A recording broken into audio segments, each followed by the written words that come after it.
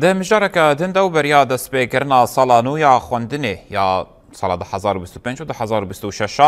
زالینگاه کوبانه جوینک لاواهیانو لدار خستو آمده کارین پیشوازی کرنا خوندکاران نقاش کرد.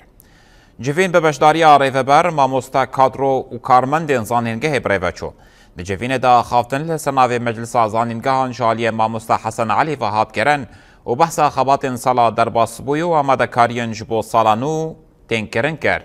پشتی خافتنان نرخاندن شالی بشداران و هاتن کرن و تیبینیان خواه ین درباره خبات خوندن دا آنین زمان ده داویا جوین دا کما گیوارا یا ناوندا باقی خدو یا چاندو هنره هروها ما مستین زانینگه جی سترانین خواه پیشکش کرن. لزانینگه کوبانه 16 مهی دهان جوین کل درخواستن دوی جوین دا همو کارمند خباتکار ماموستر و برید دا حاضر بون من بس اوه جوینه جبو پلان سال 2025 و 2026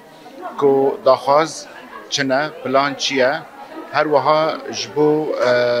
ام بیجن نرخاندن از سال که در باز بیه او کمانین هنه جبیل ویجی جبو سال مونو دوی ام خاندکاری خواه یعنی ام بیجن پیشواز بکن هر وها ام گرینگی بدن که اف پیشکتنه که چه بونه هر وها که ماموسته وقت پیشنگتی جواک جی مثلا بیشن پیشنگتی جواکی جی بکن یا زیادتر که ام خودیل ارک خود درکن وقت ماموسته وقت خباتکار وقت کارمند حتی وقت ریوبریجی و ام بکاربن به هفره آس زنانگه هین زیادتر بلند بکن تکلیه خواه به